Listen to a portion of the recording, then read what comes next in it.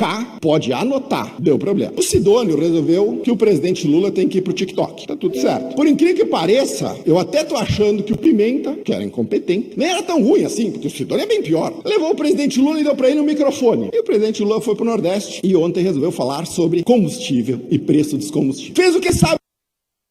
Jogou a culpa da incompetência dele para terceiros. Abre aspas, isso aqui é a Petrobras que aumentou.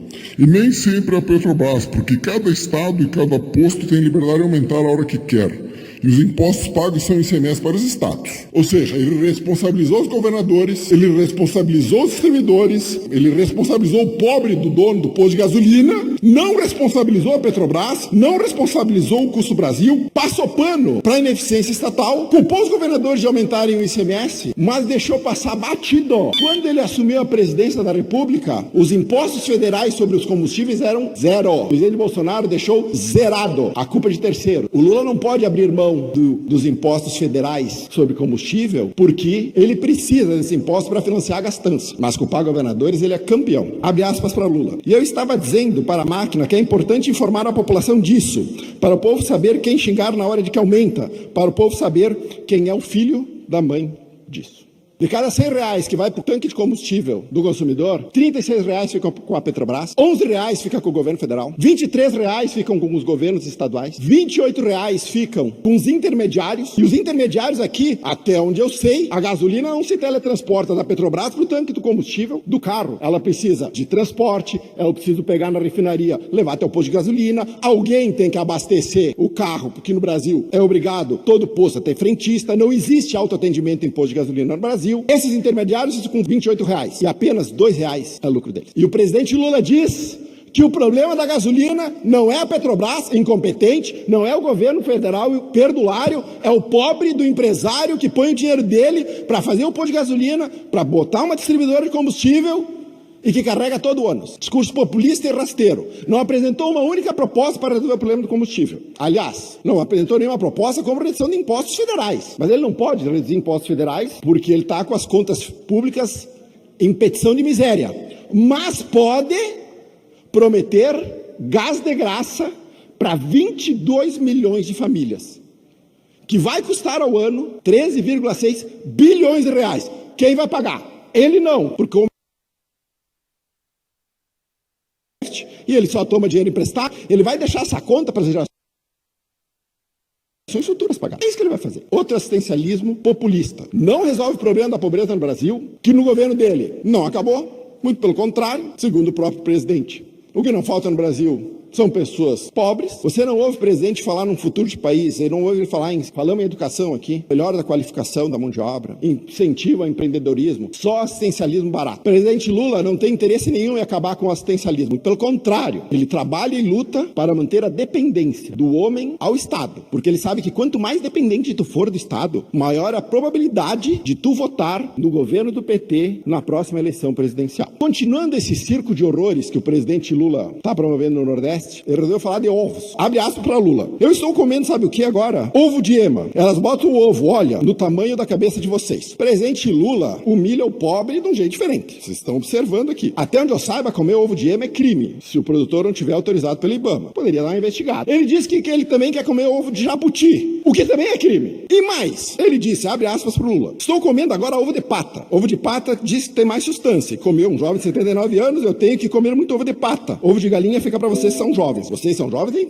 vocês são pobres. Era o que ele queria dizer. Até porque ovo de pata é 75 conto, meia dúzia. Então o Lula pode comer ovo de pata. As pessoas que estavam na comício lá, naquele show de horrores, não podiam comer ovo de pata. Logo, o pobre não vai nem poder comer ovo de galinha. Os ovos aumentaram 50% nos últimos dias. Culpa da especulação? Aliás, culparam a especulação, culparam o calorão, culparam os Estados Unidos, mas não culparam o excesso de regulação. Semana passada saiu a notícia de que o Ministério da Agricultura fez valer uma portaria que obriga todo produtor de ovos a colocar em cada ovo a data de validade do ovo. Ovo por ovo. Tem sentido? Não. Qual é a solução do presidente Lula e desse governo incompetente para melhorar ou baixar o preço dos ovos? É dificultar a oferta. Porque o pequeno produtor de ovo vai cair no colo de quem? Do atravessador, do distribuidor e da grande indústria. Como que por coincidência a JBS concluiu a compra da Mantiqueira, a maior produtora de ovos da América Latina, semana passada? Mas olha só, deve ser coincidência. Não há nada para investigar aqui. A maior produtora de ovos da América Latina, uma das maiores do mundo. Negociação que foi começada há um ano atrás, terminou semana passada. Não adianta. É uma enxadada, uma minhoca. Toda a maracutaia desse governo tem os irmãos Batista envolvidos. Brasil de Lula voltou, Brasil das negociatas e do Brasil das coincidências. Sempre a favor, obviamente, dos amigos do PT. Só para mim também dar uma encerrada, eu nem acredito que eu vou dizer, que o Paulo Pimenta, no meu entender, consegue ser melhor do que o Sidônio, troço mais horroroso que eu já vi assumir a comunicação de qualquer governo. A ideia de que o presidente Lula é um prefeito tiktoker, no estilo João Campos do PSB, do qual o Sidônio foi marqueteiro, talvez não dê certo. Aliás, provavelmente não dá certo. Uma das ações que o Sidônio fez junto com a Janja foi redirecionar dinheiro dos grandes meios de comunicação para blogueiros amigos. Vou dar um nome aqui. Sites amigos de Lula. A reação foi imediata. 24% de aprovação. Quem não pulou da barca ainda está no beiral. Louco para desembarcar desse governo incompetente. Vai terminar com 10% de aprovação. Nosso papel é terminar com 0. Dia 16 de março tem manifestação. Vamos ajudar a dobrar a meta. 24 é muito. Muito! Aí a Janja, pelo jeito, manda e desmanda no Palácio do Planalto, resolveu dizer, menos dinheiro para Globo, mais dinheiro pro Diário do Centro do Mundo, ou do Brasil 247. Resultado, a Daniela Lima, porta-voz do regime,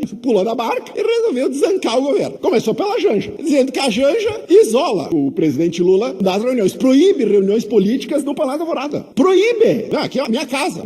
Bem típico de petista, pegar a coisa pública e dizer que é dele. E aí, o presidente Lula está esperado, já viajar, para poder fazer reuniões políticas. O Cacai, que é um dos caras do Prerrogativas, lá um advogado do Prerrogativas, também disse que o presidente Lula está isolado. E quase disse, não usou essa palavra, mas sequestrado. A responsável pelo isolamento é Janja. Eu até acho, sinceramente, que pro PT é bom isolar o presidente Lula, porque quando ele vem a público e fala, você já vira o desastre, né? Fala de ovo, de pata, terceiriza a culpa, fala, a senhora lá que não tem dente, tem 50 anos, então não tem vergonha de ser desdentada. Eu já falei que o Lula humilha o pobre de uma maneira diferente. Continuando essa, digamos, esposa do governo PT, a Daniela Lima falou da reunião fatídica que começou a derrocada da popularidade desse governo, que foi a reunião do corte de gastos, onde se decidiu também anunciar isenção de imposto de renda para quem ganha até 5 mil reais. O Haddad foi contra. O Sidônio convenceu de que esse era o caminho. E o Lula comprou a versão do Sidônio. Quando ficou decidido que iam divulgar os 5 mil reais, o Haddad pediu para todo mundo sair da sala que ele tinha que fazer uma conferência ou uma audiência com o presidente. Ficaram na sala Lula, Galípolo e Haddad. E pediu para o Galípolo dizer para o presidente o que ia acontecer. E segundo a Daniela Lima, o Galípolo avisou o presidente que o dólar ia passar de 6 reais. Eu já sabia que o Haddad era incompetente, incapaz, mas não sabia que ele era covarde e cagueta. Só tinha 3 na sala e a Daniela Lima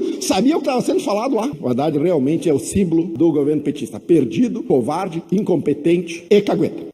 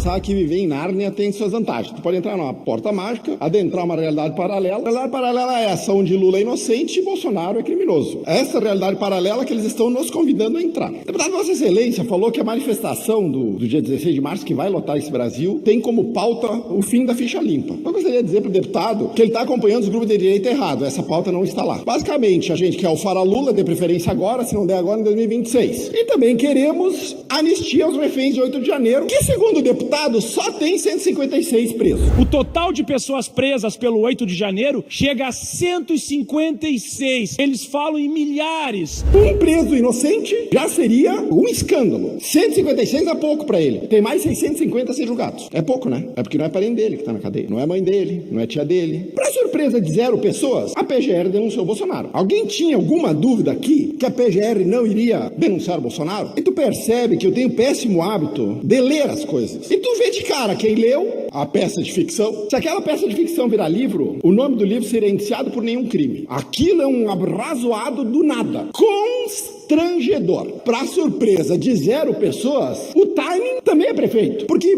popularidade é 24%. Lula falando que come ovo de pata e que toma álcool ao invés de gasolina. A inflação galopante. Globo pulando da barca. É hora de puxar a carta super trunfo do Bolsonaro para ver se nós desviamos um assunto, para parar de falar do péssimo governo Lula. Que consegue ser pior que o da Dilma. Porque o da Dilma, pelo menos, a gente ria. Toda a fala dela era engraçada, tinha memes, a gente pelo menos era feliz. E não sabia. Agora nós estamos com o Lula, que é incompetente tanto quanto e não tem graça nenhuma. O primeiro problema dessa denúncia é de que a peça central da denúncia é baseada numa única delação de Mauro Cid, preso, atenção, por falsificação de cartão de vacina e coagido pela justiça a fazer a delação premiada sob pena de que, se não o fizesse, o pai e a própria esposa também poderiam ser indiciados. Ele confessou. O Lula teve delação premiada do Marcelo Odebrecht, do Léo Pinheiro, do Palocci, que o Toffoli anulou as penas hoje, do Delcídio Amaral, do João e da Mônica Santana, os marqueteiros que confessaram o Caixa 2. Bolsonaro tem Mauro Cid. Bolsonaro é criminoso, Lula é inocente. Isso é Nárnia. Aquelas 272 páginas de absoluto nada tem uma série de truques ali. Um deles é um jogo de palavras. Por exemplo, um dos indiciamentos, deixa eu achar aqui, liderança de organização criminosa armada. Eu pergunto aos senhores, quantos presos, ou quem está preso por posse de arma dos 34? Nenhum, porque não existe arma. O que fez o seu Paulo Gonet? Usou arma no genérico. Porque um carro na mão de um terrorista é uma arma. Um ferro de passar roupa eu uso para agredir alguém é uma arma. Então uma pedra é uma arma. Ele usou esse troço genérico, botou naquela porcaria das 272 páginas para dizer que o grupo é armado. Este é o truque amador que eles acham que nós não vamos enxergar. Paulo Gonet. Começa a peça de ficção. Integraram de maneira livre, consciente e voluntária, o que obviamente me parece meio óbvio, uma organização criminosa constituída desde ao menos o dia 29 de junho de 2021, que aqui já vem um troço impressionante, que é a capacidade do Bolsonaro de profetizar que ele iria perder a eleição, portanto ele começou a fazer um plano 1 ano e 2 meses antes. Paulo Gonet resolve esse problema óbvio, dizendo que as pesquisas já indicavam que Bolsonaro iria perder. Portanto, Bolsonaro, acreditando nas pesquisas que ninguém da direita acredita, resolveu dar um golpe 1 ano e meio antes. Você não acredita nisso? Calma, piora. Operando até 8 de janeiro de 2023. Por que 8 de janeiro? Porque planejar qualquer coisa não é crime. Eu preciso ter um fato. Eu preciso ter um evento. E o evento, eu tenho que ligar Bolsonaro a 8 de janeiro. Vocês sabem o que o Gonet escreveu sobre a organização criminosa e o 8 de janeiro? Que a organização e Bolsonaro deram apoio moral ao 8 de janeiro. Vou repetir, apoio moral. Eu estou em outro país. Que tipo de crime é esse? E outra, baseado em ilação e pressuposição, não na realidade factual. Não existe uma coordenação, não existe um PIX para a organização, não existe nada. Existe a organização moral. Esse troço é abstrato, tirado da cabeça do cara da PGR, escolhido a dedo por Alexandre Moraes. Vocês acham que tá ruim? Piora. Grande parte das 272 páginas é uma descrição dos discursos do Bolsonaro, das lives do Bolsonaro e das postagens do Bolsonaro. Nas lives, nos discursos, Bolsonaro simplesmente dá a sua opinião sobre as eleições e sobre as instituições. O que fez Paulo Gonet? Criminalizou a liberdade de expressão. Foi isso que ele fez. Não pegou o tweet, não pegou prova material, pegou o discurso para dizer Bolsonaro aqui quis aplicar um golpe de Estado. Este é o tamanho da fragilidade da peça apresentada pela PGR e enviada ao STF. Ele confunde deliberadamente liberdade de expressão com incitação à violência, que são completamente apartadas. Mas o Paulo Gonet faz isso o tempo todo, a todo momento. No dia 7 de setembro de 2021, o Brasil teve a maior manifestação popular da sua história. Muito maior que as diretas já. Brasília lotou, São Paulo lotou, Rio de Janeiro lotou. Uma das inelegibilidades do Bolsonaro é porque no dia 7 de setembro ele discursou para o povo. E aí veio o tal do abuso do poder político. Eu debato com quem quiser da esquerda sobre a ficha limpa. Abuso do poder político, a interpretação é dessa largura. A reunião que a deputada Sofia falou aqui com embaixadores, a presidenta Dilma também fez, usando essas prerrogativas do cargo. Não há crime aí. Do Bolsonaro isso foi tornado inelegível por isso. Qual é a causa? Abuso do poder político. Maria Corina foi impedida de concorrer a presidente da Venezuela, só para nós fazer um paralelo de países que são similares na democracia, porque ela esqueceu de declarar na sua declaração de patrimônio vale refeição. E aí a Controladoria Geral lá pegou isso nela e impediram por uma questão administrativa de que ela concorresse. É exatamente a mesma estratégia que a esquerda usa hoje para deixar Bolsonaro inelegível. Sabe por quê? Porque não ganham no voto. Tem que fazer isso mesmo. Se quiserem continuar no poder, tem que tirar Bolsonaro de cena. Estão trabalhando para isso. Bolsonaro, inclusive, naquele dia das maiores manifestações da história, eu nunca vou me esquecer, os caminhoneiros pararam. No dia 9 de janeiro, eu chamo de Temer Day. O presidente Bolsonaro mandou chamar o Temer para pedir pro Temer ajudar ele o que fazer. Havia um conflito, o Brasil podia ser conflagrado. O Bolsonaro tinha o poder. Se ele dissesse pros caminhoneiros, nós vamos ficar um mês parado, nós ficávamos um mês parado. Bolsonaro podia tocar fogo. Ele não fez. Ele escreveu uma carta de pacificação. Depois da data mágica do Paulo Gonet, onde começou o plano de golpe. Eu sou comandante-chefe do Exército, eu tenho milhões de pessoas na rua, eu tenho os caminhoneiros me apoiando, parando o país, aí eu armo tudo isso aqui para planejar um golpe com os que despreto, que não conseguem executar o assassinato porque faltou um táxi. Vocês entendem?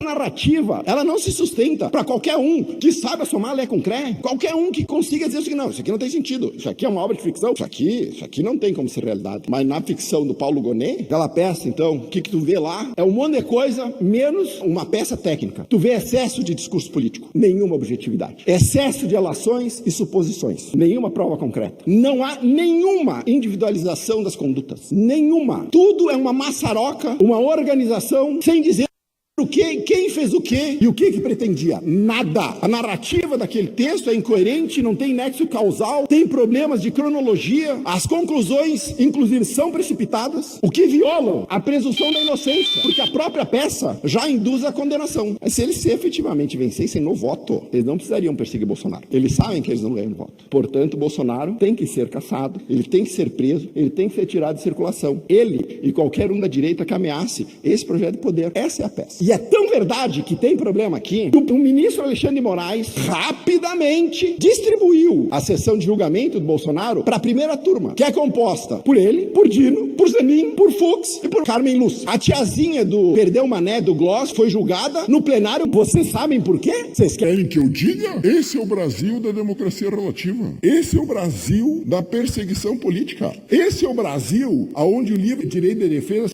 sequer é respeitado. Esse é o Brasil promotor, investigador, acusador e juiz. Esse é o Brasil onde nenhum daqueles que vão julgar o presidente Bolsonaro esconde o desejo de ver ele na cadeia. Em qualquer nação civilizada, o que é o contrário do que o ministro Barroso, o presidente do STF, prometeu de recivilizar o país, em qualquer nação civilizada, este indiciamento do Paulo Gonet estaria no lugar apropriado, na lata de lixo. Uma peça política tentando calar o líder da direita exatamente da mesma maneira que foi feito mundo afora, mas principalmente na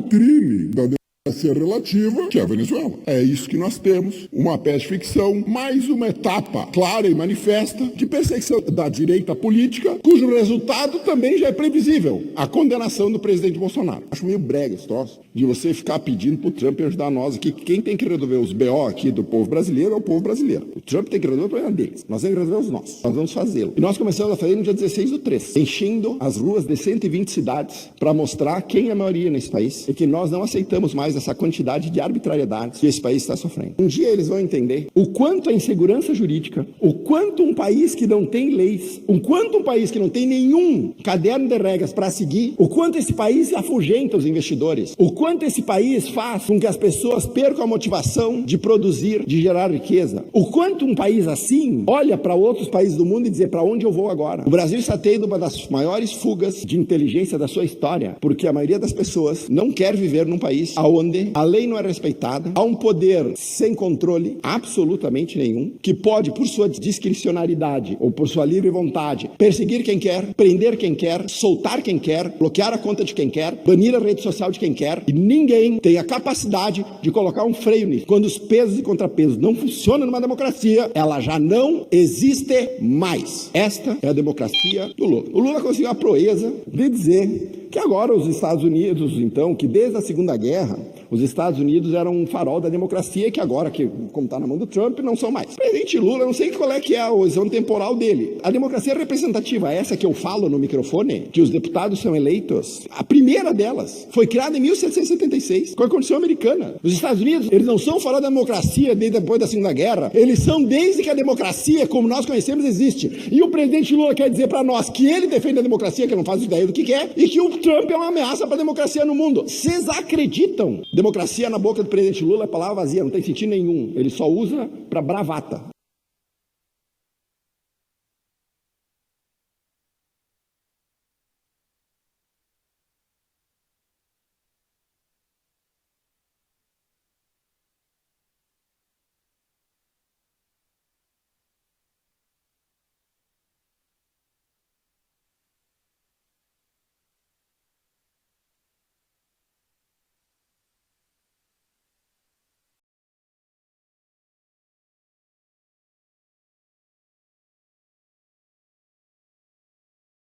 de perda.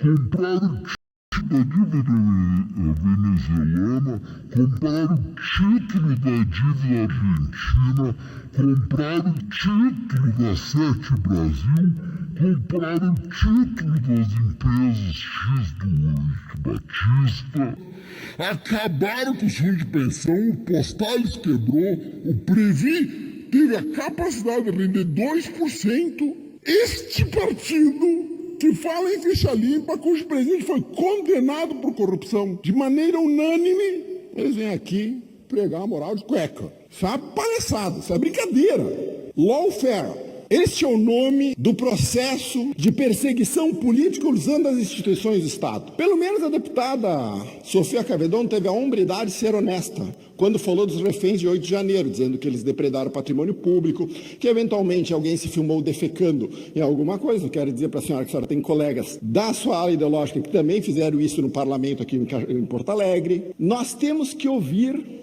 que essas pessoas que depredaram o patrimônio público devem ser condenadas a 17 anos de prisão.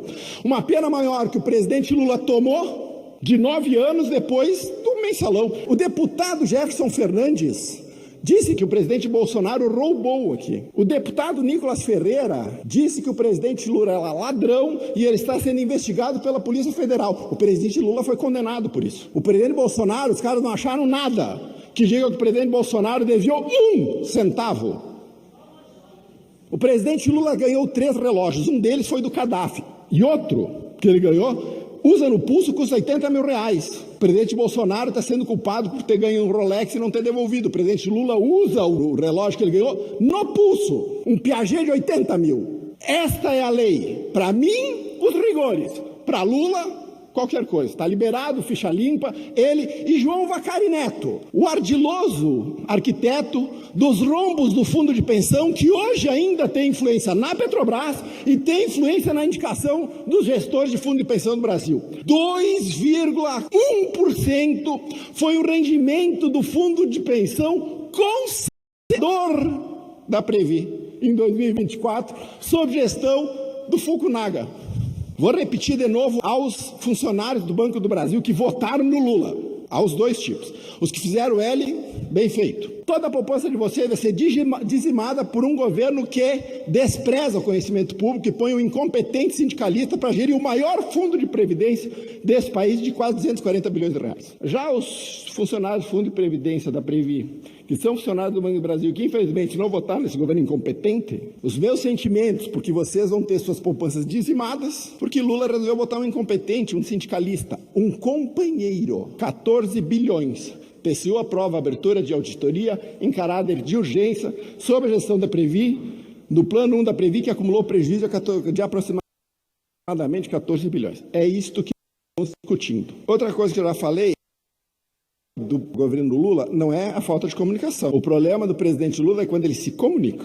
Se o Sidônio Palmeira foi chamado para tentar resolver o problema de comunicação e vai fazer o presidente Lula falar em entrevista coletiva, eu já vou dizer para vocês que a estratégia ele está redondamente equivocada. O presidente Lula falou o seguinte: uma das coisas mais importantes para que a gente possa controlar o preço é o próprio povo. Você sabe disso. Se você vai no supermercado aí em Salvador e você desconfia que tal produto está caro, você não compra.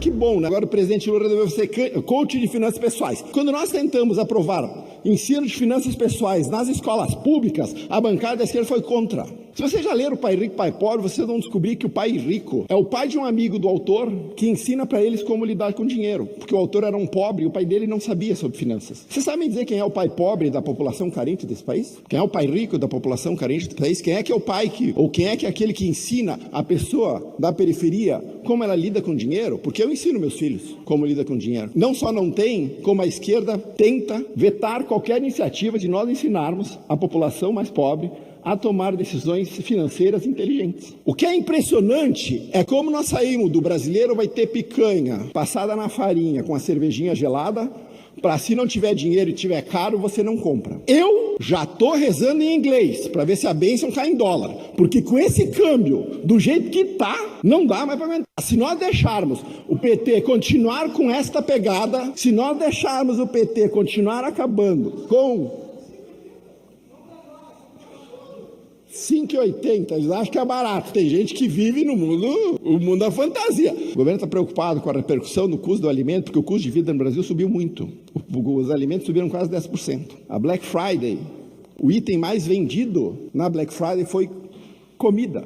Tinha anúncio parcelando a picanha. O Luiz Marinho já deu a sugestão de trocar alface por chicória.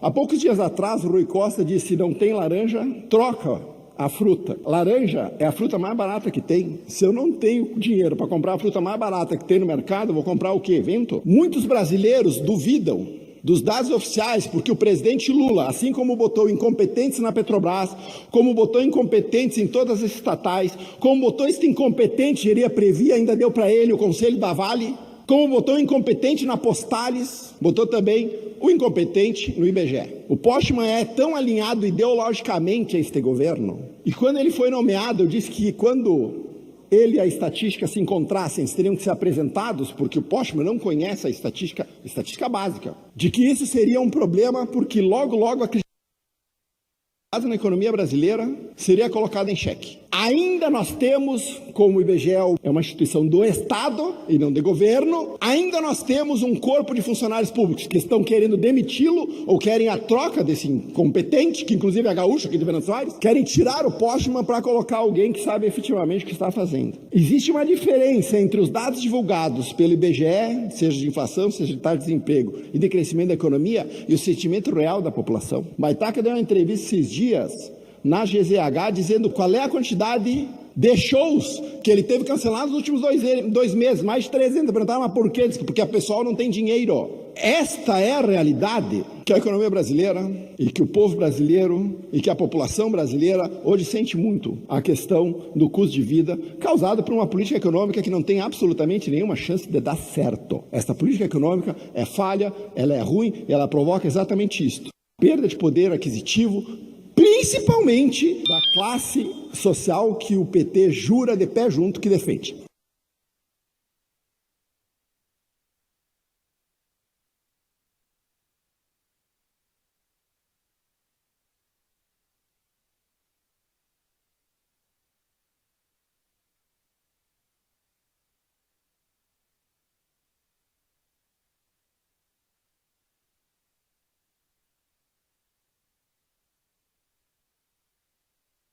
Três meses, 15,7,5, mas nos últimos 3 meses Eles dispararam. Saiu o IPCA do mês de janeiro, 0,16. O governo do presidente Lula rapidamente colocou na manchete Nas páginas oficiais, o Brasil registra menor IPCA em janeiro desde a criação do Plano Real. William Bonner, no Jornal Nacional, estava numa felicidade inexplicável, o que não faz uma boa verba pública, né? A gente precisa desconfiar de qualquer coisa que saia desse governo. Fiquei curioso para saber como, em época de dólar a 6,5, como uma economia empurrando acima do seu PIB potencial, como é que eu posso ter a menor inflação desse Plano Real? Não tem sentido nenhum. A gente abre lá e descobre. O setor de habitação, o índice de habitação caiu 3% o preço. 3% é muito, é uma queda muito expressiva. Abre o número. O que caiu? Energia elétrica. 14%. Isso é, diminuiu a tarifa? Não. Veio o bônus de Itaipu. Está na conta dos brasileiros. R$16,66 em média, que representaram mais ou menos 14,5% da conta dos brasileiros. E ela é a explicação da queda da inflação no mês de janeiro. Sem o tal bônus da Itaipu, vocês sabem qual é o índice de inflação? 0,71. Vocês querem que eu diga anualizado? Quase 9. A tarifa de energia não mudou o preço. Em fevereiro, ela vai voltar ao patamar de dezembro e de janeiro. Você sabe o que vai acontecer com a inflação em fevereiro? Ela deve vir para 1,13, 1,4. Não é um grande drama. Primeiro, porque é um problema de cálculo aqui. Não mexe no preço da tarifa. Não deveria estar calculado num índice que mede a variação de preços. Por que o IBGE resolveu pegar um bônus colocado na conta que não mexe na tarifa do preço e dizer que isto baixou o preço da tarifa é um mistério ou uma mágica que a gente tem que pedir para o Postman, o que ele está pensando. Mas a verdade é que o preço da tarifa baixou 0 centavos. E, portanto, o índice de inflação, aos 15% a menos no preço da energia elétrica, não é um fato consumado. Em fevereiro, isso volta. Não é um problema a gente discordar se devia entrar no cálculo do índice de preço ou não. O problema é o governo, sabendo o que aconteceu, divulgar esta mentira para a pessoa comum, para que ela ache que o índice de custo de vida é a carestia que efetivamente está acontecendo, que a deputada Laura Cito bota uma venda nos olhos para não ver, porque quando veio a guerra da Ucrânia, a deputada Laura Cito foi em todos os supermercados e botou ticketzinho, culpa do Bolsonaro, culpa do Bolsonaro, culpa do Bolsonaro. O café que ela botou, culpa do Bolsonaro, 23 está 30. E de quem que é a culpa? Do Bolsonaro. Eu estou te falando, rapaz. Nunca assumem a responsabilidade de nada. Ou é alguém que saiu, ou é alguém do futuro. Eles nunca são culpados. E esse é o problema do discurso público. Ou vocês têm coerência, ou vocês vão ser desmascarados todos os dias aqui nessa tribuna. Uma das coisas que a gente já desmascarou usando essa tribuna foi os tais 33 milhões de pessoas passando fome. Antes de Lula iniciar, 32 milhões de brasileiros, homens e mulheres, passavam fome. Tirado do Instituto Pensan, que é praticamente uma ONG petista, feito sem nenhuma base metodológica, já destruímos o estudo. Ninguém sério usa esse dado como referência para a fome no Brasil em 2021, a não ser a bancada do PT, que não teve a capacidade de olhar de onde saiu o dado, ver a metodologia e ver que ele é uma fraude escancarada. Aí a gente tem que subir aqui todo dia, dizer que os 33 milhões de pessoas passando fome é uma mentira deslavada sob qualquer aspecto. Nenhum pesquisador sério que use dados usa esse do número do Instituto Pensan como fonte, mas eles repetem aqui o tempo inteiro. Aqueles e aquelas que levaram o Brasil a retornar ao mapa da fome, que levaram brasileiros e brasileiras a ir para a fila do osso, imagens que nós vimos e que nos entristeceu. A fila do osso, até hoje, se eu quiser ir no Google, eu pego a fila do osso, ali num bairro de Fortaleza, onde se distribui osso, sei lá, porque cargas d'água se distribui osso lá. Só que isso, na cabeça deles, virou a fila do osso da pessoa pobre. Claro que nós da direita não usamos essa falácia, isso é mentira. Instituto Pensan. Nós deveríamos fazer a ONG para saber de onde sai o dinheiro para financiar esse tipo de estudo fraudulento, para virar pauta política. E veja bem, saindo do partido que quer controlar conteúdos em rede social para evitar disseminação de mentiras. Esses 33 milhões não existem. Antes de iniciar o governo, o que eles diziam? O Brasil não cresce 1%, o desemprego vai caminhar, vai virar uma Venezuela. Nós nunca dissemos que o presidente Lula ia entregar 1% de crescimento, a não ser o mercado financeiro. Eu nunca imaginei, por uma razão simples. O presidente Bolsonaro deixou o Brasil crescendo a 3%, sem endividamento público, muito pelo contrário, reduzindo a dívida pública, reduzindo o peso do Estado de 19,5% para 18,6%, mais ou menos, deixando o superávit fiscal. Imagina qual seria o crescimento do Bolsonaro, que foi 3% assim, se ao invés dele deixar 58 bi de superávit primário, ele tivesse deixado 240 bi déficit primário. Vocês imaginam 300 bilhões de reais a mais na economia brasileira? Ele ia poder dizer cresci 5%. A conta ia deixar para os nossos filhos,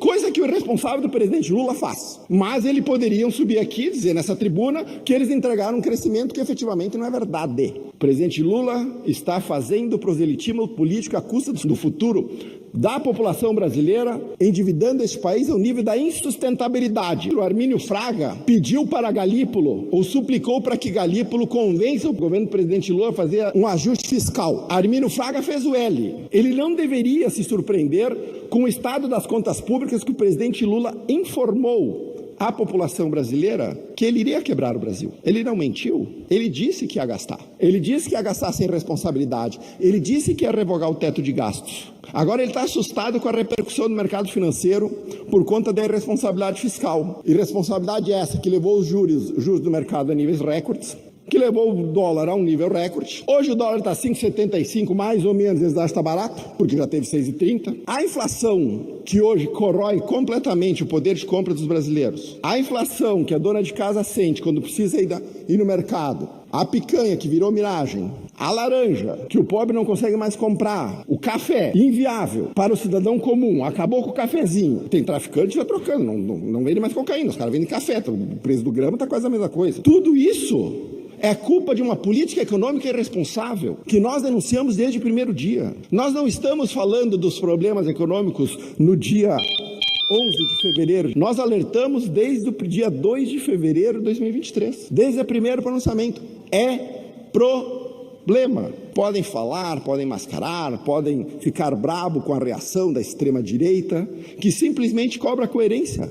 Se qualquer coisa que acontecia de ruim, a culpa era do Bolsonaro, e tudo que acontecia de bom, a culpa é de outros, que é efetivamente o que acontece hoje com o PT. Tudo que é de bom é mérito do presidente Lula, tudo que é ruim é culpa do Bolsonaro. Se vocês entendem que esse discurso tem sentido para a população, é porque vocês não conhecem o brasileiro médio. O brasileiro já não aguenta mais esse tipo de desculpa. O presidente Lula está rodando o Brasil para tentar vender o governo dele, que é ruim. E para isso ele vai aonde ele consegue caminhar, que é no Nordeste e no Maranhão, tentando convencer o povo brasileiro de que o governo dele é um pouquinho melhor do que péssimo. Obrigado, presidente. Vamos falar de um documentário, não é? Universidades públicas. Eu já vi um trechinho. Eles foram lá nas universidades públicas, que todo mundo conhece. Opa! E você vai ver o que esses caras descobriram. Tá bom. Eu já vi um trechinho, você já viu? Eu vi um teaser também. O Renato está aqui com a gente, uma salva de palmas. O Renato vai contar agora sobre esse documentário. Tudo bom, Renato? Tudo bom, Emílio? Tudo certo, beleza. E aí é o seguinte, desde 2020 que a gente estava querendo fazer esse mergulho nas universidades federais aqui do Brasil, né? A gente já tinha feito o Pátria Educadora, que fala de educação de uma forma mais geral, mas falar sobre universidade mesmo, ir lá, pesquisar, conversar com os professores, agora que a gente conseguiu tirar do papel. E aí a gente está retomando uma promoção de R$10 para você ter acesso a todas as produções da Brasil Paralelo dentro da nossa plataforma. Bacana. Tem muita gente que não sabe, Emílio, que a gente tem uma plataforma de streaming, é como se fosse uma Netflix. Super plataforma. Sim, curadoria. Um Netflix com curadoria. Já que caiu 5 pontos percentuais esse mês, a maior queda, provavelmente, que já veio na história. Ele saiu tentando encontrar quais são as desculpas. Segundo o marqueteiro de plantão lá, o problema é a comunicação. O que eu concordo em parte. Toda vez que o governo comunicar o que ele quer fazer, anotem, é problema, porque tudo é ruim. Impressionante. Eu vou ajudar o PT. Sabe o que está faltando, presidente? Um amigo que deu o chamado feedback negativo. Feedback negativo é aquela verdade que tu diz na cara do cara, para ver se ele acorda para a vida e muda o rumo, que o presidente Lula precisa fazer. Vocês não vão fazer? Vocês estão preocupados em bajular o presidente e não dizer a verdade para ele? Eu vou tentar dar uma ajudada para a bancada sobre quais seriam os feedbacks negativos. Primeiro, mentira. Se o diabo é o pai da mentira, Lula é o herdeiro legítimo dessa herança. Lula chamar outros mentirosos é que nem o batedor de carteira que sai correndo gritando, pega ladrão. Mentiroso com Tomás. Faz isso o tempo inteiro. O segundo feedback negativo é a Janja.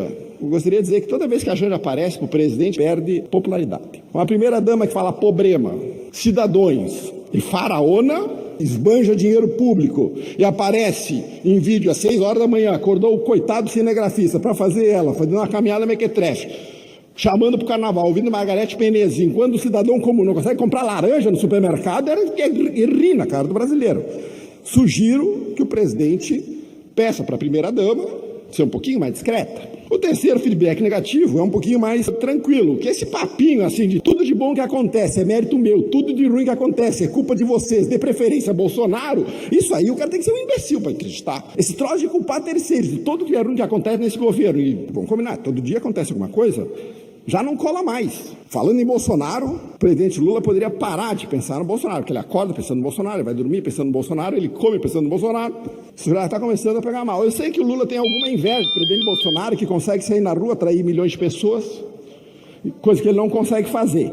O que eu presumo, que também eu acho que o presidente tem que entender, é que chamar metade da população, 100 milhões de brasileiros, de nazistas e fascistas, também não melhora a popularidade. Os 39 ministros ruins também é um problema, que deve ser resolvido. O ministério do Lula é uma espécie de Champions League da ruindade. Se eu fizer um concurso, é difícil saber quem é o pior. Agora vai ter uma reforma ministerial, vamos ver se melhora. Pelo menos parece que a ministra pior de todas ali, não é pior, é difícil, né?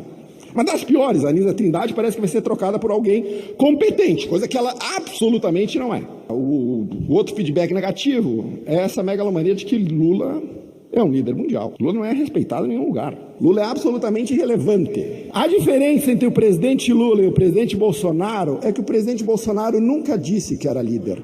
Ele nunca trouxe para si uma liderança que ele jamais teve e nunca mentiu para a população dizendo que ele era líder mundial, diferente do presidente Lula, que faz isso todo dia e não o é. Xi Jinping é boa. O que é uma coisa interessante. Outro feedback negativo é o presidente Lula parar de falar de democracia. Porque se eu trago Xi Jinping, Ahmadinejad, Bashar al-Assad, Daniel Ortega, era fã do Chaves, trago Nicolás Maduro e falo em democracia, esses são minha turma de amigos, só tem facínora. E ainda a deputada vem me dizer que Lula trouxe Xi Jinping aqui. Ah, eu estou te falando que é uma realidade paralela. O presidente Lula fez uma entrevista coletiva, ele falou uns 5 minutos, ele falou 20 vezes a palavra democracia. A palavra democracia na boca do presidente Lula é vazia. Ela não tem sentido nenhum. Ele nem sabe o que significa a palavra. Eu não vou falar da crueldade dos reféns de 8 de janeiro. Eu não vou falar da esquerda que fica louvando o filme Ainda Estou Aqui, Esperando a Picanha, com a Fernanda Torres, conta a história do pai do Marcelo Rubens Paiva, que foi assassinado na ditadura, o que é uma crueldade, o que está errado e que tem que ser punidos os culpados, ao mesmo tempo que premia e aplaude a tortura que está sendo feita hoje aos reféns do 8 de janeiro, donas de casas, professoras, senhoras de idade, vovós, mães que estão presas única e exclusivamente para manter uma narrativa política de golpe. Esse assunto nunca vai passar em branco aqui. Voltando para a economia, picanha virou miragem. Isso já entendemos de uma maneira clara. O brasileiro médio não consegue comprar laranja, que é a fruta mais barata que você pode comprar no supermercado.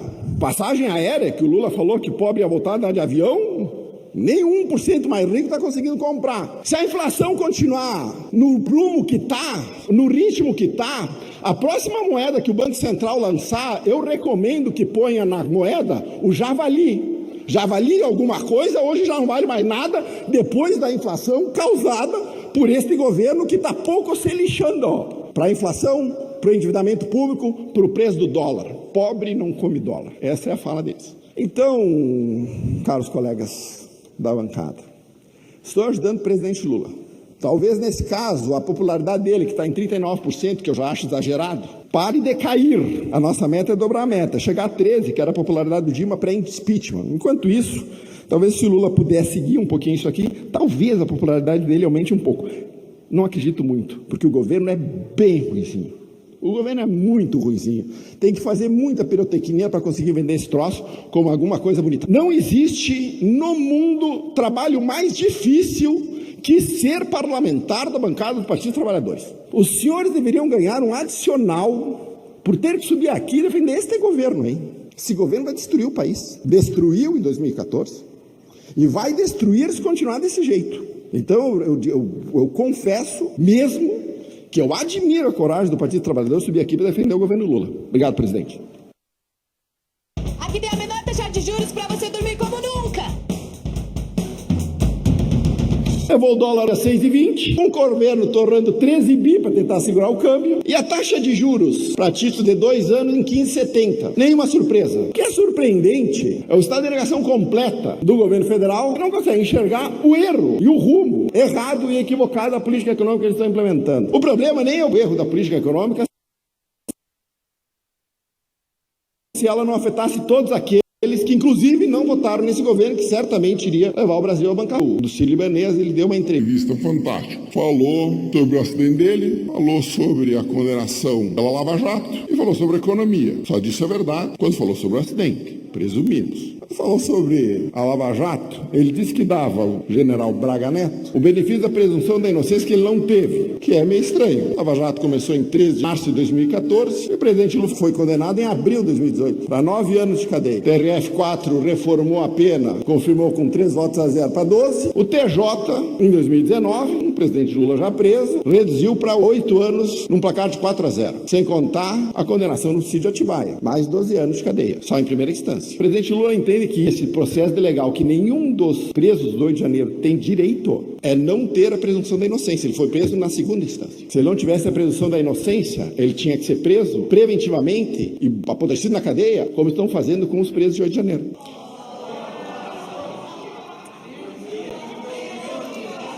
Vamos falar sobre economia. Senhores, quando o Lula vem sobre economia, vocês peguem a pipoca e se preparem para se divertir. Não existe na história do Brasil um cidadão que se arvore tanta autoridade para falar sobre economia que entenda tão pouco. Segundo o presidente Lula da Silva, ninguém nesse país tem mais pontos de habilidade fiscal que eu. Para início de conversa, ele nem sabe que é habilidade. Ele está tentando falar em responsabilidade. O presidente Lula fez a maior expansão fiscal da história do Brasil num primeiro ano de mandato.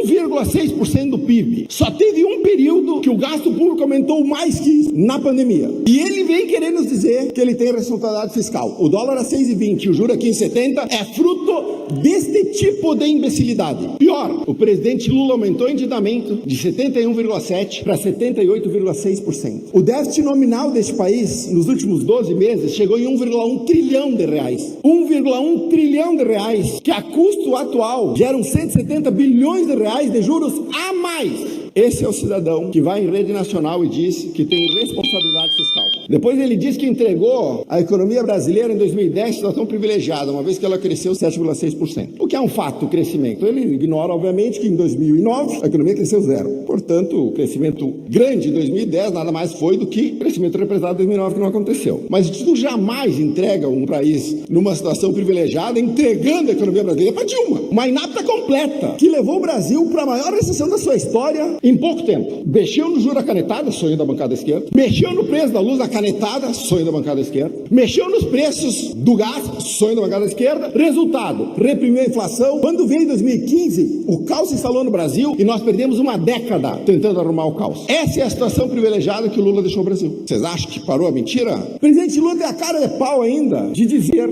que apenas o governo tem que se preocupar com os gastos do governo e não o mercado. Então o senhor avise ao mercado que financia o seu déficit que ele não precisa lhe prestar dinheiro. Aí o senhor emite em moeda, a inflação vira para 2, 3 dígitos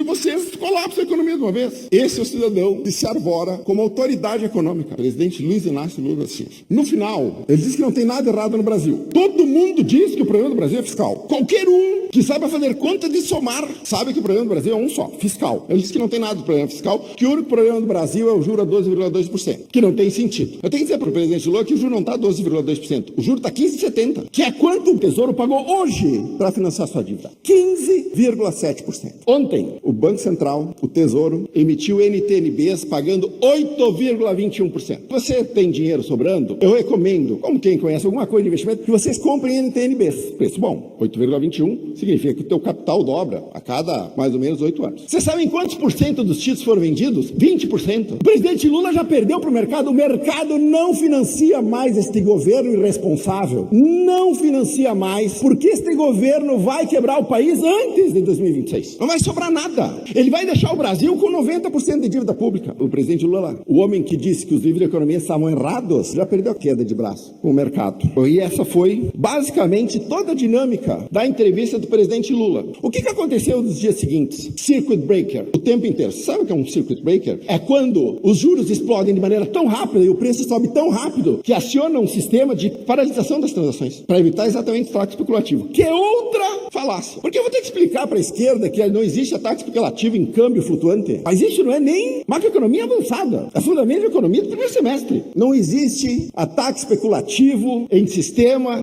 de câmbio flutuante. Aí a gente vai para as redes sociais e aí nós vamos ver aqui o governo entrando em parafuso. José Guimarães, famoso este, líder do governo. Tinha ninguém melhor? Quem estiver especulando que o dólar vai perder? O presidente já falou isso quando o dólar chegou a 5. Não aposto contra o dólar que você vai perder. Até agora, ninguém que tem dólar na carteira perdeu dinheiro. As medidas de ajuste fiscal vão ser aprovadas sem desidratação. Ele não entendeu ainda que as medidas aprovadas são insuficientes. O Brasil vai quebrar. Alguns dizem que o país que emite dívida em moeda própria não quebra, o que é um fato, né? Se eu não tenho dinheiro para pagar a dívida, eu imprimo moeda. O resultado é a inflação. Esse é o caminho da Argentina. Foi o caminho que a Argentina adotou. Funcionou lá? Não, né? Não funcionou em nenhum lugar do mundo, vai funcionar aqui também. Aí o Paulo Pimenta, nosso amigo aqui do Santa Maria, fez um trabalho terrível na reconstrução do Rio Grande do Sul, uma vergonha, voltou para a Secom e está sendo rifado para botar no marqueteiro da campanha do Lula. A indústria de fake news está trabalhando para a do Dória. Esse cidadão, ele acha que um perfil com 3 mil seguidores tem capacidade de movimentar bilhões de dólares e fazer o dólar sair de 6 para 6,20. É com esse tipo de gente que o Brasil, o futuro dos meus filhos, o futuro dos filhos dos senhores, está na mão. Nós vamos ficar décadas corrigindo os erros e os absurdos de política econômica tomadas por um bando de incompetentes que não faz a mínima ideia do que está fazendo. E o Haddad é o símbolo máximo da incompetência deste governo. Ele conseguiu a proeza, há contato conosco falando de especulação, inclusive jornalistas responsáveis falando disso. Eu vou falar um troço para vocês. O ministro da Fazenda do Brasil usa como fonte do que está acontecendo com o câmbio jornalista. O cara tem acesso aos gestores de fundo, pode pegar o telefone, ligar para os caras para perguntar o que está acontecendo, ele pergunta para a Daniela Lima da Globo News. É isso que eu estou falando? Esse é o cidadão, que é o gestor, o piloto da sexta, da décima, vamos saber qual é que é o número, 12ª maior economia do mundo. A única boa notícia desse fim de semana é que o Haddad vai sair de férias do dia 2 de janeiro até dia 21 de janeiro. Como o Brasil não vai sentir falta dele, provavelmente o dólar vai melhorar. No dia que o presidente Lula disse que Haddad seria o ministro da Fazenda, eu disse que a maior afronta que o presidente Lula, no seu retorno, que não deveria ter acontecido a este país, era nomear um inapto, um incapaz, um incompetente, como Fernando Haddad como ministro da Fazenda. Que ele não estava rindo só da minha cara, estava rindo da cara de todos os brasileiros, dizendo que ele não se importava com a vida de vocês. O Brasil, quando o presidente Lula assumiu em 2002, era a 66ª economia do mundo em padrão de vida. Hoje, o Brasil é a 86ª economia do mundo em padrão de vida. Perdemos 20 pontos no ranking, usando exatamente esta política econômica que nunca funcionou em nenhum lugar.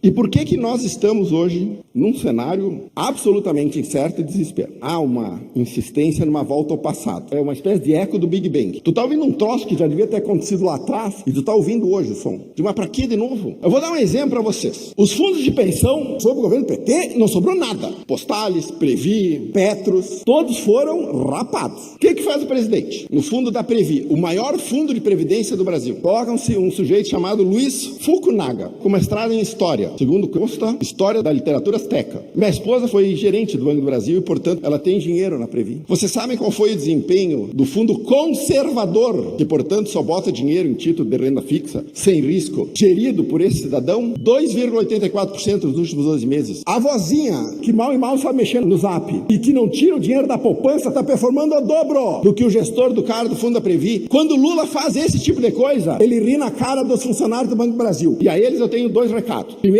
aqueles que votaram no Lula, bem feito, tomara que todas as poupanças de vocês sejam extintas por conta da incompetência do partido que vocês votaram. E aqueles que estão na Previ e que são funcionários do Banco do Brasil e não votaram no Lula, os meus sentimentos. Vocês verão a poupança de vocês ser massacrada pela inflação, porque Lula, ao invés de botar um técnico, bota um sindicalista como gestor da Previ. Vocês querem que eu fique aqui contando escândalos desse governo? Quanto tempo? Aí, então, não há nada sobrando. Você tem o pilar fiscal destruído, o monetário já não se sustenta mais, só tem o setor externo segurando a barra. Esse é o Brasil no fim de 2024. Nós avisamos. Não que um deputado estadual do Rio Grande do Sul seja ouvido, mas a gente precisa, por dever de ofício, informar a população brasileira de que tudo que esse governo fala sobre economia é mentira. Nós não vamos a lugar nenhum. Existe uma recessão comprada. Eu posso explicar o mecanismo que vai nos levar à recessão, mas ela se aproxima. Da mesma maneira que em 2014, todo mundo sabia que 15 e 16 seriam anos de ajuste e que o Brasil ia mergulhar no abismo, o abismo no qual a economia brasileira vai mergulhar já está encomendado. Se o governo brasileiro, o PT e esse bando de negacionistas não deram um cavalo de pau nessa política econômica e não trazer de volta o teto de gastos, não vai sobrar poupança no Brasil de pé para financiar a gastança e a irresponsabilidade fiscal que eles defendem todo dia nessa tribuna. Quando eu entrei aqui, a gente tem a esperança de fazer o bem. Em algum momento, a gente passa a tentar só evitar o mal. No nosso caso, evitar o mal é evitar que o PT continue a partir de 2026 no governo. Saiu uma coluna na Forbes dizendo que o Brasil não aguenta mais 2 anos de Lula. O Brasil não aguentava nem os 4 que nós estamos passando. Mais 6 é a argentinização. Se o STF continuar do jeito que está, é a venezuelização do Brasil. Não vai sobrar nada.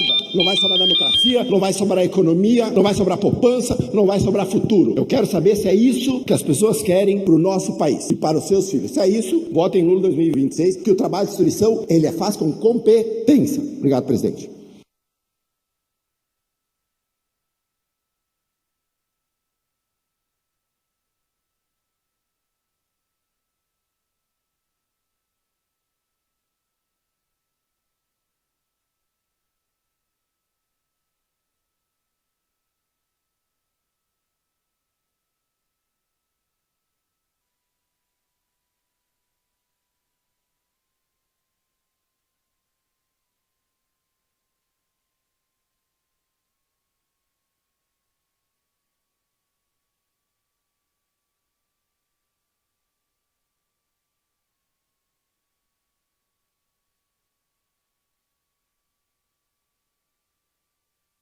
A respeito do novelo da economia brasileira. O final vai ser triste se nós continuar enveredando por esse caminho. Ontem o Banco Central decidiu sobre a Selic. Aumentou em 1 ponto percentual. Ou seja, nas próximas 2 reuniões vai aumentar mais 1 ponto percentual em cada uma.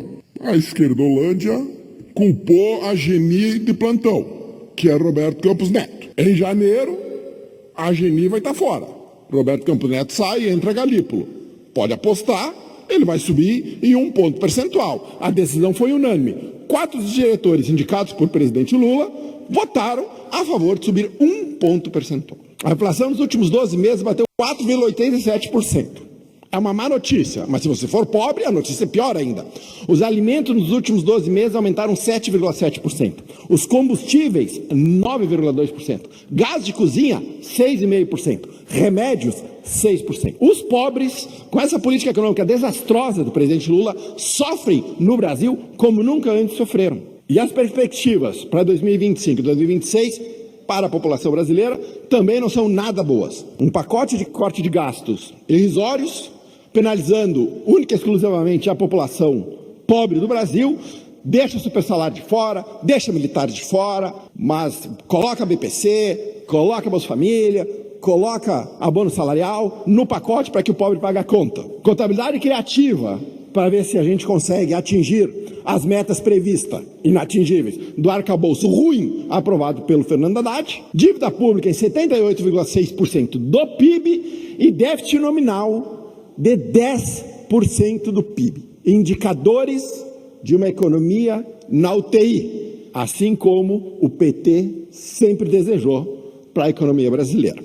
Já falei aqui 1 milhão de vezes que eles não entendem o que é mercado. O Rui Costa disse que o mercado sempre erra nas previsões de crescimento, porque o presidente Lula sempre supera as previsões de crescimento. Sim, gastando do jeito que está. Nenhum cara analista projeta o desequilíbrio. Nenhum projeta a irresponsabilidade. Nenhum projeta o descumprimento da lei do arcabouço fiscal. Se tivesse projetado o descumprimento do arcabouço fiscal, eles imaginariam que o crescimento seria efetivamente do tamanho que foi. Já a ministra do Planejamento, Simone Tebet, uma nulidade completa no assunto econômico, fez um abre aspas.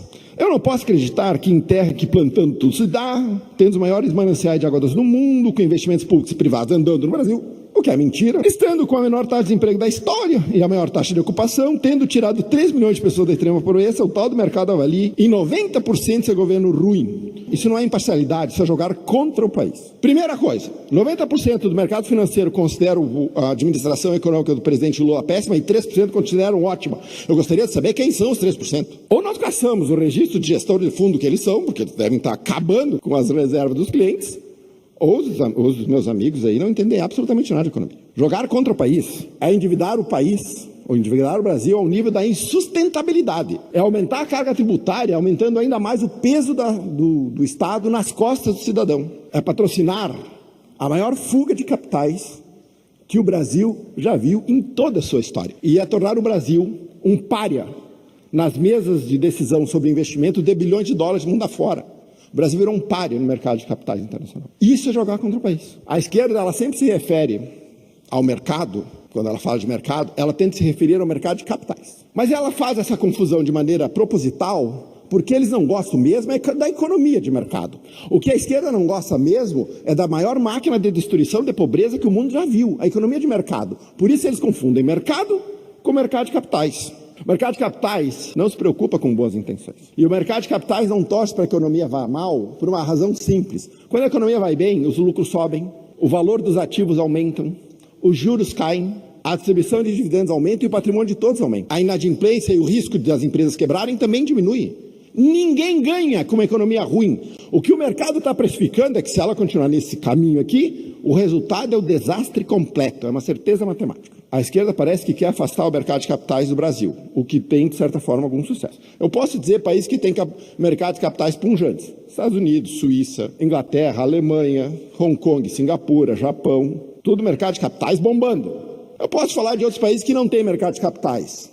Etiópia, Eritreia, Sudão, Gabão, Cuba, Haiti. Esses países não têm o capital malvadão explorando a população. Me parece que o desejo da esquerda é que a gente fique no grupo dos perdedores.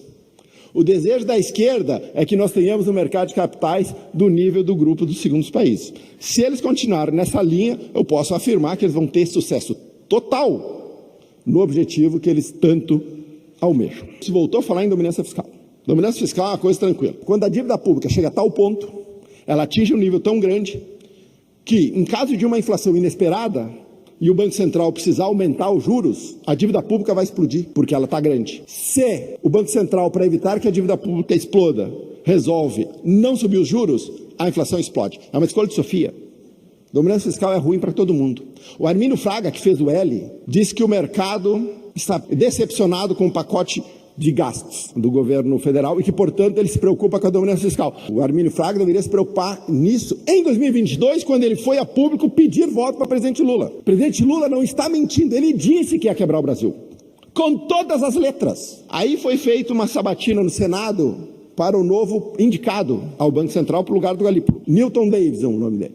Ele disse que não tem a mínima chance do Brasil entrar em dominância fiscal. Essa frase já é razão suficiente para você reprovar o cara na sabatina, reprovar o candidato na sabatina.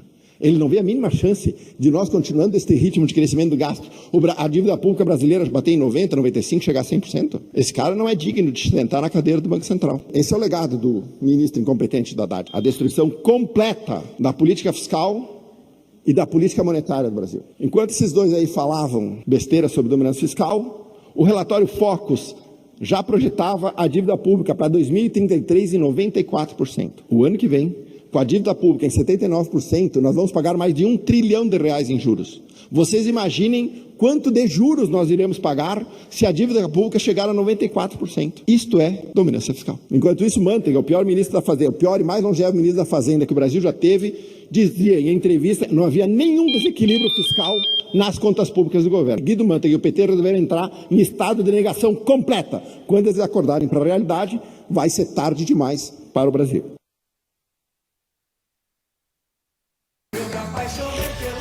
Pra que viver com cara de azia? Cria Eno.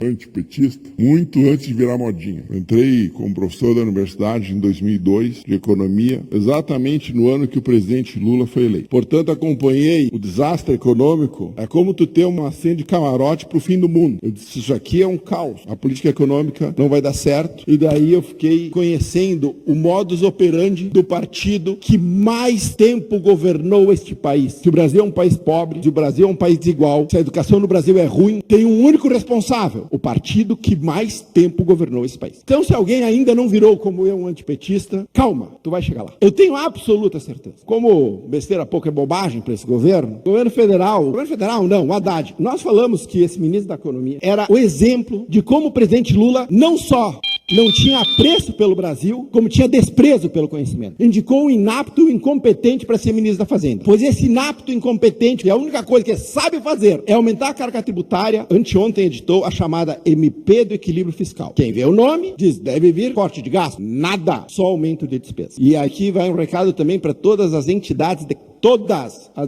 classe. Se os senhores acham que se submeter a este governo vingativo aí vai fazer com esse governo lhes ouça, não vai acontecer. Isso aí é que nem você alimentar o leão na esperança do último a ser comido. Este governo não tem respeito algum por nenhuma agenda que não seja sua. Todas as entidades de classe ligadas à indústria tiveram na esperança, seja do vice-presidente lá, não a Janja, o Alckmin, de que ele poderia reconduzir a indústria brasileira para o rumo. Da onde sai essa esperança? Quando o presidente Lula entrou, a participação da indústria no PIB brasileiro era de 28%. Em 2014, ela era de 22%. A desindustrialização tem um pai no Brasil, é o governo Lula. A MP do Equilíbrio Fiscal, que altera regras de PIS e COFINS e compensação de impostos, vai representar para a indústria em 2025, segundo o presidente da CNI, 60 bilhões de reais. O presidente Lula, seu governo de inaptos e o seu ministro incompetente já pegam um setor que está destruído e impõe um ônus fiscal de mais 60 bilhões de reais baseado na tal da MP do Equilíbrio Fiscal. Qual a justificativa da equipe incompetente, do ministro incompetente da economia? A de que precisavam compensar a desoneração de 17 setores da economia. O presidente Bolsonaro passou seus 4 anos desonerando os 17 setores da economia, esse dinheiro não fez falta. Diminuiu a dívida e teve superávit. Por que faz falta para esse governo? Porque esse governo só gasta dinheiro com a reconstrução do Rio Grande? Com aqueles que precisam? Não, só com os seus e com aqueles que lhe dão votos. Essa é o norte da política do PT para qualquer coisa. Esse governo não une ninguém. Esse governo só olha os seus,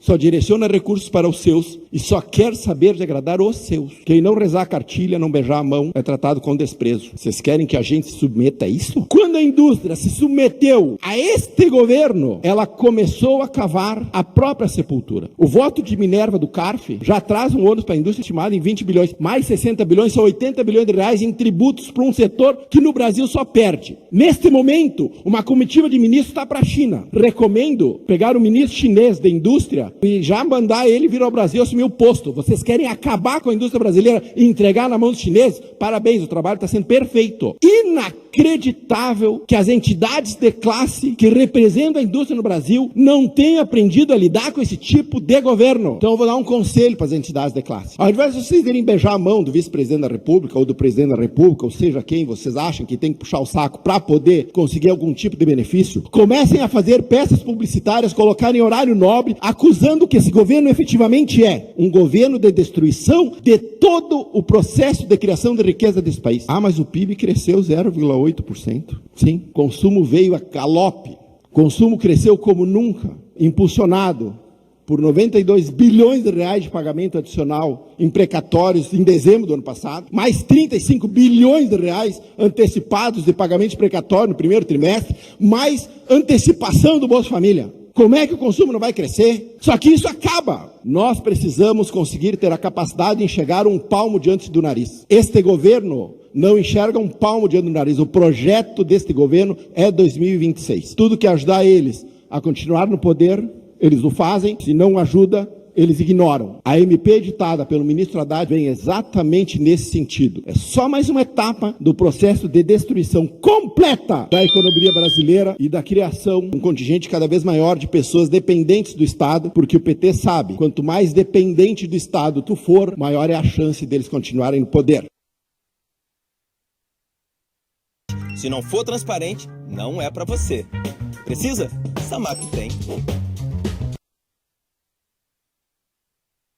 O maior golpista que o Brasil já viu chama-se Luiz Inácio Lula da Silva. Esse é o reflexo da política econômica desastrosa do presidente Lula. Uma vergonha completa. O que eles querem nos vender é óbvio. Nós queremos gastar dinheiro e não prestar contas a ninguém. E depois dizermos que nós trouxemos o crescimento ao Brasil, endividando todas as gerações futuras. Essa fórmula de economia que eles pregam aqui nessa tribuna não deu certo em nenhum lugar do mundo. Deu errado na Argentina. Destruir a economia argentina, destruir a economia venezuelana, não funciona. Eu não vou pedir para a esquerda entender os princípios da economia, porque o dia que eles entenderem os princípios econômicos, eles deixam de ser de esquerda. Mas o mínimo eles poderiam fazer é ter humildade e ouvir quem sabe o que está falando. o que não é o caso de nenhum deles, quando se fala em economia. A propaganda oficial do PT quer dizer que o Brasil vive o paraíso. O Brasil está mais parecido com Mordor. Na terra da fantasia, onde Lula é presidente, a economia brasileira está indo bem. No mundo real, a economia brasileira está indo muito mal. Pergunte para qualquer dona de casa o quão surreal é uma ida ao supermercado hoje. A inflação de alimentos disparou. Frutas é artigo de luxo. A picanha, vou poder fazer um seriado em busca da picanha prometida. Virou miragem. A carne subiu este ano 40%. Tá tudo bem. Calma. O pai dos pobres vai resolver tudo. O pai dos pobres vai resolver a pobreza da maneira que ele mais conhece, que é multiplicando-os. Lula, seus ministros incompetentes e esta bancada aqui também tenta convencer que o mundo enxerga o Brasil com outros olhos. O que é verdade, enxerga o Brasil hoje de maneira muito mais pessimista. Na Bolsa de Valores, até este mês, 24 bilhões de dólares foram embora da Bolsa. É recorde histórico. Na conta financeira, 56 bilhões de dólares já foram embora do Brasil. É o maior número desde 1982, no auge da crise da dívida. E eles vêm me dizer que o Lula é líder de alguma coisa. É um incapaz completo. Ele é incapaz para liderar, ele é incapaz para governar, ele é incapaz para gerir uma economia do tamanho do Brasil. É um incapaz. O Brasil não é assunto em nenhuma mesa de investidores internacionais, porque esse bando de incompetente acabaram com a economia brasileira, acabaram com todos os pilares macros. E eu tenho que ficar aqui ouvindo que o presidente Lula, esse incompetente, sabe o que está fazendo. Todo esse desastre é porque o incapaz que o presidente Lula colocou no comando da economia, Fernando Haddad, destruiu o regime fiscal brasileiro. Inflação alta, juro em alta, carga tributária em alta, dívida em alta. Esse é o Brasil de Lula. O Brasil onde o pessimismo é um exercício de inteligência e sensatez. Inacreditável. Essa ilha da fantasia onde eles vivem, e Lula é um gestor público de primeira linha. Então o assunto na mídia é só a narrativa do golpe. Tudo isso é uma cortina de fumaça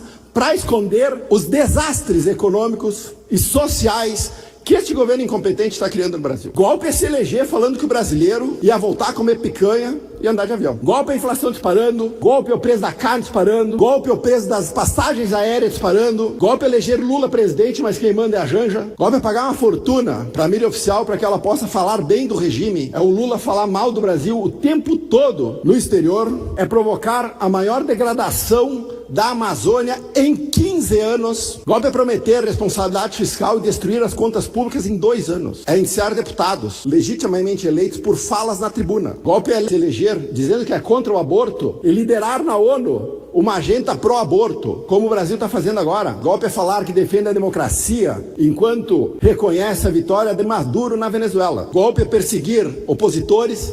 Golpe é o sofrimento que a população brasileira está tendo hoje. O maior golpista que o Brasil já viu chama-se Luiz Inácio Lula da Silva.